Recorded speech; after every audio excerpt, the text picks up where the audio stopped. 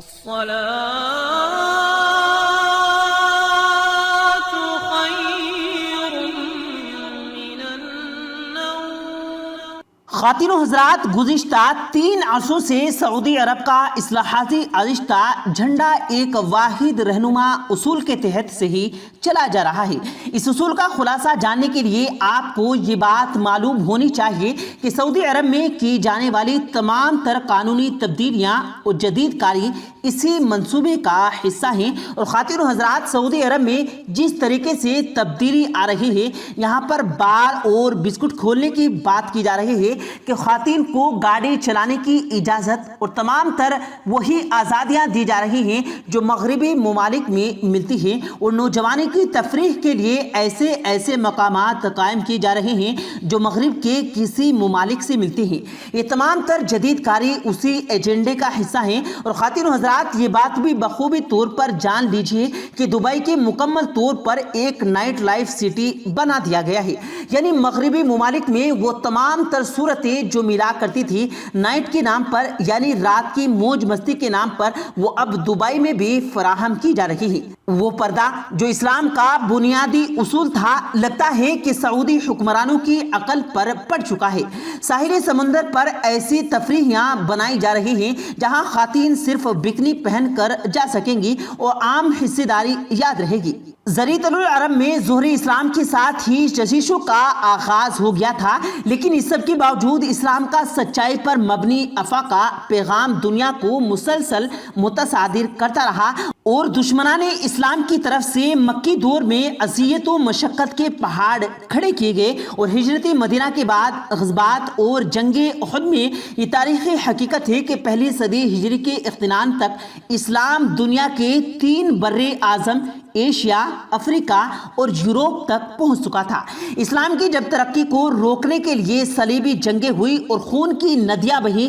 لاکھوں انسانوں کا قتل ہوا، ترکی اور اٹلی کا علاقہ عرصہ دراز تک میدان جنگ بنا رہا، اور یہ کشمکش 200 سال تک جاری رہی۔ کیسے دو روپ اور کس ایران سے لے کر دور حاضر تک کوئی زمانہ ایسا نظر سے نہیں گزرا جب اسلام کے خلاف سازشوں کے تانے بانے نہ تیار کیے ہوں، اور موجودہ دور میں جو کچھ ہو رہا ہے وہ بھی یقینی طور پر کسی سازش سے کم نہیں لگتا، کیونکہ جس طریقے سے مغربی ممالک اس کی تمام تر تبدیلی اور ایجنڈے کو ہوا دے رہے ہیں اور باقاعدہ طور پر اس کی پلاننگ کی جا رہی ہے، اس سے یہی لگتا ہے کہ اس کے پیچھے بھی کوئی نہ کوئی سازش ہی کار فرما ہے۔ ایک خاص حکمت عملی کے تحت پورے دشمنوں کو آپس میں لڑا کر اپنے مفادات کا حصول بھی اسی پالیسی کا حصہ رہا ہے۔ سوویت نوب جب امریکی اور اس کے ہواداریوں کے لیے خطرہ تھا تو اس کا ٹکراؤ مسلمانوں سے کروا دیا، اور افغانستان، چیچنیا اور دیگر مسلمان ممالک کو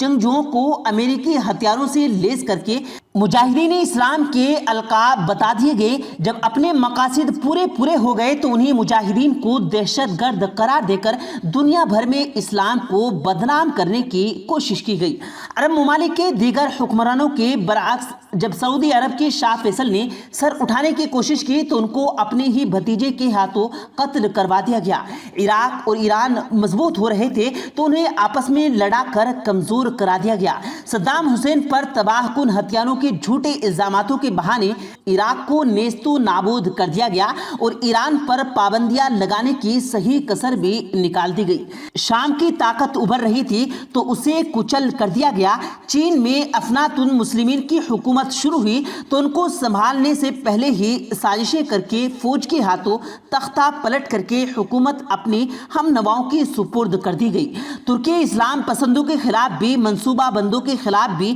منفی منصوبہ بندی جاری ہے، اور وہاں فوج کو طیب اردگان کی حکومت کے بد قابل لانے کی ناکام کوششیں پہلے ہی ہو چکی ہیں۔ اسی طرح قرآن پر پابندی کا مطالبہ کرنا، مسجدوں کی تعمیر میں رکاوٹ ڈالنا، مسجدوں کے میناروں کو ملک کی سلامتی کے لیے خطرہ قرار دینا، اور حجاب کو تہذیب کے خلاف سمجھنا بھی ایک منصوبے کا حصہ ہے۔ اور ہم یہ نہیں کہتے کہ مغربی تہذیبیں غلط ہیں یا مغربی تہذیبوں کے خلاف ہمیں کھڑے ہونا چاہیے، لیکن ہم یہ ضرور کہہ سکتے ہیں کہ اسلامی اسلامی تہذیب، اسلامی اقرار، اسلامی اصولوں اور عقائد کے خلاف سراسر بولنا، ان کے لیے رکاوٹ کھڑی کرنے پر باقاعدہ طور کے لیے فنڈنگ کرنا، یہ ضرور دال میں کچھ کالا نظر آتا ہے۔ خواتین و حضرات، سعودی عرب میں جس تیزی کے ساتھ ترقی آ رہی ہے، بلکہ ترقی کا لفظ اس کے لیے استعمال کرنا درست نہیں ہوگا۔ سعودی عرب میں جتنی تیزی کے ساتھ تبدیلی آ رہی ہے اور اسی ایجنڈے پر عمل کرتے ہوئے تمام تر اختیارات کو ختم کیا جا رہا ہے، تبدیل کیا جا رہا ہے، یوں لگتا ہے کہ اس کے پیچھے کوئی سازش چھپی ہوئی ہے اور انٹرنیٹ پر کچھ معلومات یہ گردش کر رہی ہیں کہ تیزی سے پھیلتی ہوئی عالمی وبا نے اس چال اور اس تیفی گنڈے کے پیچھے چھپے ہوئے جڑی ہوئی عام شخصیات کو بھی اپنی لپیٹ میں لے لیا ہے اور بڑی تیزی کے ساتھ لوگ اس ایجنڈے میں فروغ دینے کے لیے اپنا کردار ادا کر رہے تھے، وہ اس عالمی وبا کے شکنجے میں آتے جا رہے ہیں۔ تو خواتین و حضرات، کہا جا رہا ہے کہ جو لوگ دین اسلام کے ساتھ سازش کرتے ہیں اور دین حق کے راستے میں روڑے اٹکانے کی کوشش کرتے ہیں، قدرت انہیں خوب سبق سکھا دیتی ہے اور قدرت کی طرف سے ان کو ایسا سبق ملتا ہے کہ وہ رہتی دنیا تک کے لیے نشان عبرت بن جاتے ہیں۔ خواتین و حضرات، دین اسلام انسانیت کے لیے کامل اور مکمل دین ہے اور یہی خیر کا دین ہے۔ دنیا کتنی ہی ترقی کر لے اور ٹیکنالوجی جس بلندی پر بھی پہنچ جائے، ہمیشہ کے لیے یہ شریعت آ چکی ہے اور یہ آفاقی بھی ہے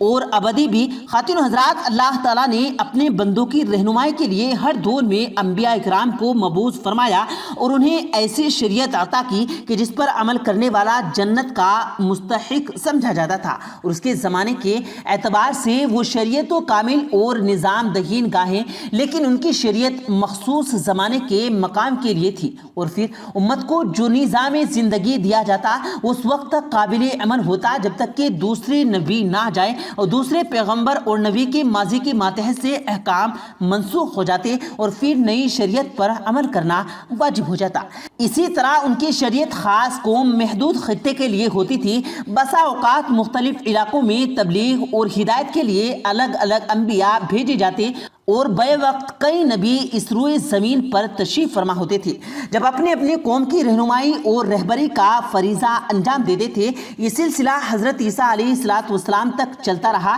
لیکن جب نبی اکرم جناب محمد الرسول اللہ صلی اللہ علیہ وسلم جب اس دنیا میں تشریف فرما ہوئے تو آپ کو آخری نبی کی حیثیت سے مبعوث فرمایا گیا۔ آپ کی امت آخری امت اور آپ پر نازل کی جانے والی کتاب آخری کتاب قرار دی گئی۔ اسی طرح آپ کی شریعت کو بھی آخری شریعت کی حیثیت سے پیش کیا گیا۔ اس کے بعد قیامت تک اب کوئی شریعت نہیں آئے گی، بلکہ رہتی دنیا تک کے سارے اقوام کے لیے اسی پر عمل کرنا لازم ہوگا۔ خواتین و حضرات، پاک سرزمین پر سعودی عربیہ کی پاک سرزمین ہے، اس کو پاک رہنا دیا جائے۔ وہاں پر پاک ہستیاں ہیں، وہاں پر پاک کلام ہیں، وہاں پر ہمارے مقدس مقامات ہیں، وہاں پر مغربیت اور جدت کا کوئی جواز نہیں بنتا اور یہ علاقہ جو ہے، یہ زمین جتنی پاک رہے گی، پوری دنیا میں رہنے والے اربوں مسلمانوں کے دلوں کو اتنی ہی ٹھنڈک پہنچتی رہے گی۔ قرآن کریم میں اللہ تعالیٰ نے شریعت کی کامل، مکمل اور ابدی ہونے کا ان الفاظ میں